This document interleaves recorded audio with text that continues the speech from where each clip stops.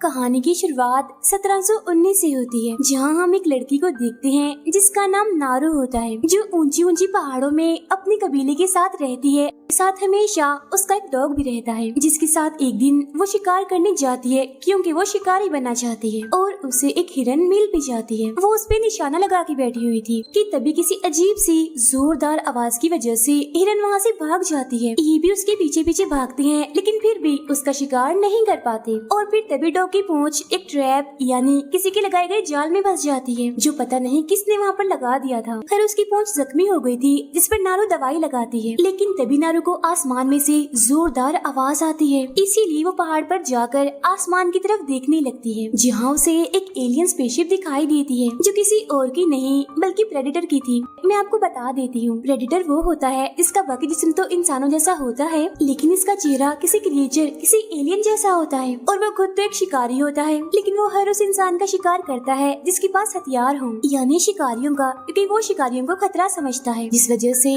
वो उनके सख्त खिलाफ है। और रहता भी वो किसी दूसरे प्लेनेट पर है। खैर, अब नारू भागते हुए अपने भाई के पास जाती है, जो काफी अच्छा शिकारी था। वो उसे भी बता देती है कि आज मैंने आसमान में एक काफी बड़ा परिंदा देखा। दरअसल वो यहाँ प्रेडेटर के स्पेसशिप की बात कर रही थी, क्योंकि इस वक्त में लोग स्पेसशिप के बारे में नहीं जानते थे, तो वो उसे बड़ा परिंदा ही समझ बैठी। वो कहती है कि शायद ये मेरे लिए एक मौका है कि अब मैं कोई बड़ा शिकार करूं। जिस पर उसका भाई कहता है कि पहले तुम्हें इससे भी बड़ा शिकार करना होगा, और वो भी उसका जो तुम्हारा दुश्मन हो, तुम्हारा शिकार करना चाहता हो। नारू घर जाती है, जहाँ हम उसकी मॉम को देखते हैं, जो मेडिकल को काफी अच्छे से जानती है, यानी वो जड़ी बूटियों से दवाई बनाना जानती थी। लेकिन उन्हें अपनी बेटी नारू का शिकार करना बिल्कुल भी पसंद नहीं था। इसीलिए वो उसे कहती है कि तुम शिकार करना छोड़ दो बेटा, क्योंकि शिकार के अलावा तुम बाकी चीजों में भी काफी अच्छी हो, इसीलिए मेहरबानी करो ये शिकार करना बंद कर दो। ये कहने के बाद वो नारू को एक फूल वाली जड़ी बूटी लाने के लिए भेज देती है। वही स्पेसशिप में दिखाई जाती है, जिसमें से प्रेडेटर इनविजिबल होकर इन्हें गायब हालत में निकलता है। अब नारू जब जड़ी बूटी लेकर कबीले में वापस आती है, तो वो देखती है कि उसके भाई के शिकारी साथी इधर उधर भाग रहे हैं, क्योंकि एक शेर उनके एक साथी को उठाकर ले गया है, जिस वजह से वहाँ पर हलचल मची हुई है। नारू का भाई अपने साथियों को लेकर शेर को ढूंढने के लिए जंगल में जाता है, लेकिन वहाँ पर नारू भी आ जाती है और उनके साथ जाने का कहती है, लेकिन वो लोग उसे अपने साथ ले जाने के लिए मना कर देते हैं। लेकिन नारू का भाई अपने साथियों को कहता है कि अगर हमें हमारा साथी जिंदा मिला तो जाहिर है वो जख्मी होगा, जिसके इलाज के लिए हमें नारू की जरूरत पड़ सकती है, क्योंकि वो मेडिकल को काफी अच्छे से जानती है, जड़ी बूटियों के बारे में भी उसे काफी कुछ पता है। ये सुनकर सब उसे अपने साथ ले जाने के लिए मान जाते हैं। फिर हम देखते हैं एक चींटी को खा गया चूहा, चूहे को खा जाता है सांप, और सांप को प्रेडेटर पकड़कर चीर देता है, यानी मार देता है।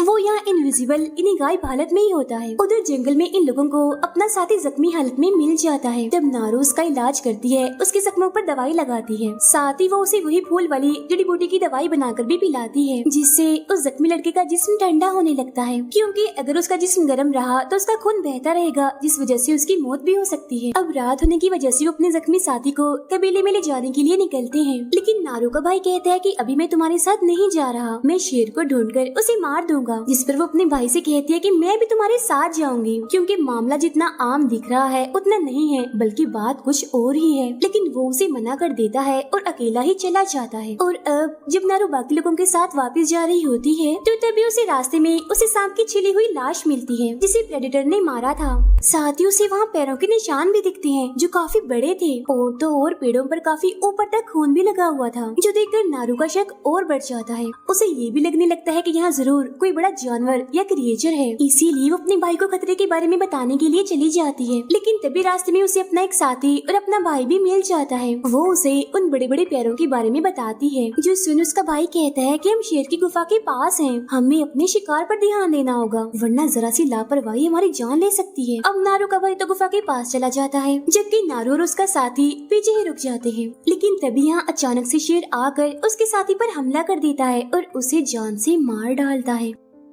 अब उसका अगला शिकार नारू थी, लेकिन वो उल्टा शेर की आवाज सुनकर उस पर हमला करके उसे जख्मी कर देती है। लेकिन तभी उसे जंगल में एक रोशनी दिखाई देती है, जिस वजह से उसका ध्यान भटक जाता है। पैर फिसलने की वजह से वो पेड़ से नीचे गिरकर बेहोश हो जाती है, लेकिन गिरते गिरते उसने शेर पर वार भी कर दिया था। फिर जब नारू को होश आती है, तो वो खुद को अपने घर में पाती है, जिसे कोई और नहीं उसका भाई लेकर आया था। और तभी उसका भाई शेर का शिकार करके अपने कबीले में वापिस आ जाता है। अब उसकी इस बहादुरी की वजह से उसे कबीले का नया चीफ बना दिया जाता है। सब लोग खुश थे कि खतरा टल गया, लेकिन सिर्फ नारू खुश नहीं थी क्योंकि वो जानती थी कि खतरा अभी नहीं टला। इसीलिए वो अपने भाई से कहती है कि मुझे जंगल में सांप भी दिखाई दिया था जिसे किसी ने चीर कर 2 हिस्सों में काट दिया था, और मैंने जंगल में अजीब सी रोशनी भी देखी थी। मुझे कुछ ठीक नहीं लग रहा। मेरा ख्याल है वहाँ जंगल में कोई खतरनाक शिकारी है जिससे हम अभी तक अनजान हैं, इसीलिए हमें वापस जाना चाहिए। लेकिन उसका भाई उसकी बातों पर ध्यान नहीं देता और वहाँ से चला जाता है। लेकिन अगली सुबह नारू अकेले ही अपने डॉग को लेकर जंगल में चली जाती है, जहाँ थोड़ी दूर जाने पर उसे पेड़ पर प्रेडेटर का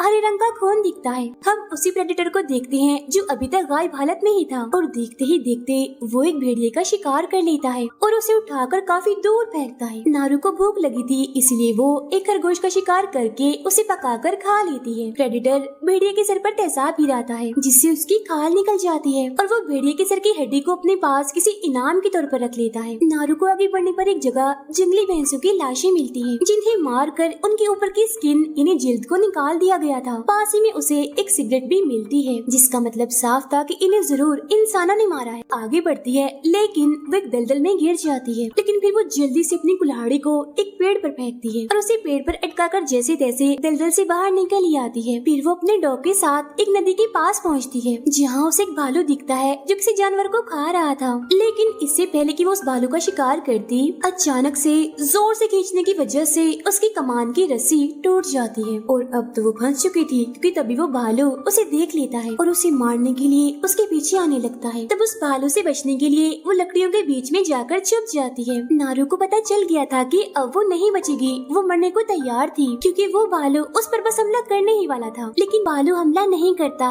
और रुक जाता है क्योंकि वहाँ पर आ चुका था प्रेडेटर। यहाँ भालू और उसकी काफी लड़ाई होती है, जिसमें प्रेडेटर का खून भी निकलता है हरे रंग का। लेकिन जब प्रेडेटर को गुस्सा आता है तो वो एक ही झटके में उसे मुक्का मारकर जान से मार डालता है। भालू का खून उस पर गिरने की वजह से अब वो दिखने लगता है, जिसे देखकर नारू की आंखें खुली की खुली रह जाती हैं। वो काफी डर भी चुकी थी, जिस वजह से वो चीखते हुए वापस जंगल में आ जाती है पानी के रास्ते से। यहाँ उसे उसके कबीले के लोग मिलते हैं, जिन्हें नारू के भाई ने ही भेजा था उसे ढूंढने के लिए। उन सबको प्रेडेटर के बारे में बता देती है, लेकिन कोई भी उसकी बातों पर यकीन नहीं करता, जिस वजह से नारू को गुस्सा आ जाता है और वो वहाँ से जाने लगती है। उसे एक लड़का रोकता भी है, जिसके साथ वो लड़ने लगती है, उसे मारती है। अब ये लोग नारू को पकड़कर उसे बांध देते हैं ताकि ये दोबारा जंगल में ना जाए। अब ये सब कुछ प्रेडेटर भी देख रहा था, और तभी वो इनकी तरफ आ ही जाता है क्योंकि इनके हाथ में हथियार थे और इन पर हमला कर देता है। वो अपने लेजर लाइट के जरिए ये सब कुछ कर रहा था और शिकारी अंदाजे से ही उस पर हमला कर रहे होते हैं। जहाँ इसी बीच हम उसकी झलक भी देख पाते हैं। काफी अजीब थी क्योंकि उसने मास्क पहना हुआ था और यही मास्क उसकी मदद कर रहा था सबको ढेर करने में। फिर एक के बाद एक सबके मरने का नंबर लग जाता है। प्रेडेटर उन्हें काफी बुरी मौत देता है। इसी बीच मौका देकर नारू अपनी रस्सी खोलती है और वहाँ से भागने लगती है। आगे वो घास के एक मैदान में आती है, जहाँ उसे कबीले का एक लड़का मिल जाता है। लेकिन यहाँ प्रेडेटर इंसानों के जिस्म से निकलने वाली हीट की वजह से इंसानों को देख सकता था, इसीलिए वो नारू और उस लड़के को घास में छुपा हुआ देख लेता है। तब दोनों अपनी जान बचाकर वहाँ से भागने लगते हैं, लेकिन प्रेडेटर उस लड़के पर हमला करके उसे मार देता है। तब नारू फिर से भागने लगती है, लेकिन उसका पैर एक ट्रैप में फंस जाता है। अब प्रेडेटर उसे भी मारने के लिए उसके पीछे ही था, लेकिन वो दिखता है कि नारू तो ट्रैप में फंसी हुई है, इसीलिए वो उसे मारे बगैर ही वहाँ से चला जाता है। यहाँ कुछ शिकारी आ जाते हैं जिन्होंने इस ट्रैप को यहाँ लगाया था, और इन्होंने ही उन जंगली भैंसों का शिकार किया था। वो नारू को बेहोश करके अपने कैंप में ले जाते हैं, जहाँ होश आने पर वो खुद को बंधा हुआ पाती है। यहाँ एक ट्रांसलेटर इन्हें हर चीज को खुलकर बताने वाला इंसान नारू से कहता है कि प्रेडेटर ने हमारे बहुत सारे लोगों को मार दिया है और वो सबसे ताकतवर शिकारी को ढूंढ रहा है। अगर तुम्हें प्रेडेटर के बारे में कुछ पता है तो हमें बता दो। लेकिन नारू मना कर देती है कि नहीं, मैं उसके बारे में कुछ नहीं जानती। तभी इस कबीले का सरदार नारू के भाई को लेकर आता है, जिसे उन्होंने बंदी बनाया हुआ था, और उसे काफी मारने लगता है। जिसके बाद ये लोग नारू और उसके भाई को पेड़ के साथ बांध देते हैं, ताकि जब प्रेडेटर इन दोनों पर हमला करने के लिए आएगा तो ये लोग उसे मार देंगे। और तभी यहाँ पर प्रेडेटर खुलकर सामने आता है, यानी अपने असली रूप में। नारू अपने भाई से कहती है कि हमें डरने की जरूरत नहीं है, क्योंकि प्रेडेटर ऐसे ही हमला नहीं करता, वो सिर्फ उन्हीं लोगों को मारता है जिनके पास हथियार होते हैं, और ये उसका अपना अंदाज है क्योंकि वो शिकारियों के खिलाफ है। है और जिसके पास भी हथियार होता है वो उसे शिकारी समझ लेता है। लेकिन उसका भाई कहता है जैसे तुमने शेर को मारकर जख्मी किया था इसको भी जख्मी कर देना, बाकी काम मेरा है। वो कहता है if it bleeds we can kill it, यानी अगर ये जख्मी हो गया, इसका खून बहा तो हम इसे मार सकते हैं। अब शिकारियों ने पहले ही ट्रैप लगा कर रखे थे जिसमें प्रेडेटर का पैर फंस जाता है, लेकिन वो काफी बहादुर और ताकतवर था, इसीलिए बड़ी आसानी से ही खुद को छुड़ा लेता है। उसे इतना गुस्सा आ गया होता है कि वो एक एक करके सभी पर हमला करना शुरू कर देता है और काफी सारे लोगों को वो दर्दनाक मौत भी दे देता है। अब नारू एक ट्रैप की ब्लेड से अपनी और अपने भाई की रस्सियों को काट देती है, वो दोनों आजाद हो जाते हैं। अब उसका भाई अपने घोड़े को लाने चला जाता है ताकि वो लोग यहाँ से निकल सके। नारू खुद कैंप जाती है अपने डॉग को लाने के लिए। अब प्रेडेटर अपने हाथ में लगी डिवाइस को ऑन करके जमीन पर फेंककर वहाँ से चला जाता है। जैसे वो शिकारी उस डिवाइस के पास जाते हैं तो वो एकदम से ही खुल जाती है, जिसके अंदर से 3 उड़ने वाली बॉम्ब बाहर निकलकर फट जाते हैं। बचे हुए सभी लोगों की मौत हो जाती है। नारू कैंप में आती है जहाँ उसे कुछ शिकारी मिलते हैं जिन पर हमला कर वो उन्हें मार देती है। फिर वो अपने डॉग के पास जाकर उसे अपने भाई के पास जाने का कहती है। तभी यहाँ ट्रांसलेटर आ जाता है जो जिंदा बच गया था, लेकिन प्रेडेटर ने उसके पैर को काट दिया होता है। वो नारू से कहता है कि मैं तुम्हें अपनी बंदूक दे दूंगा,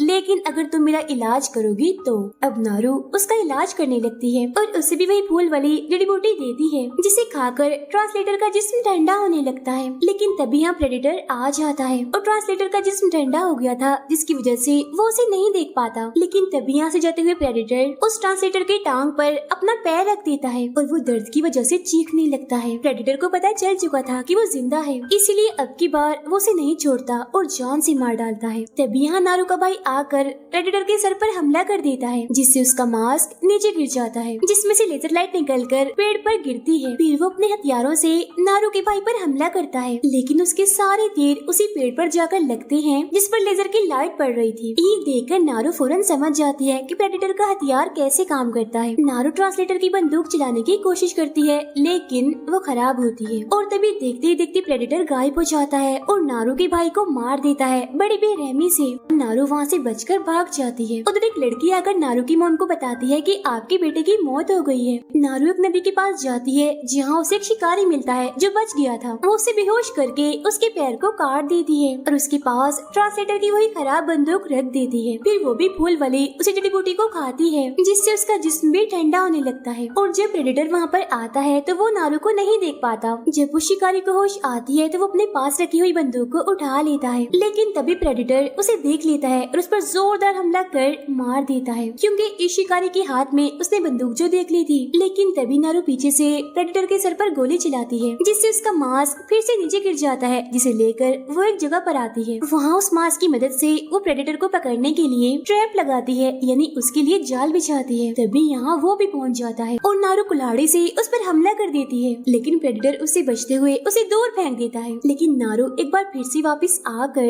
एक हथियार से जोरदार हमला करती है, बदले में वो भी उस पर हमला करता है। यहाँ इन दोनों के बीच काफी खतरनाक लड़ाई चलती है, लेकिन उसके हर वार से नारू खुद को बचा लेती है, क्योंकि वो अच्छे से जान चुकी थी कि उसका वो लेजर कैसे काम करता है। वो ये है कि प्रेडेटर की लेजर जहाँ पर टारगेट होती है, यानी जहाँ उसकी लेजर का निशाना पड़ता है, वहाँ पर ही वो हमला कर सकता था।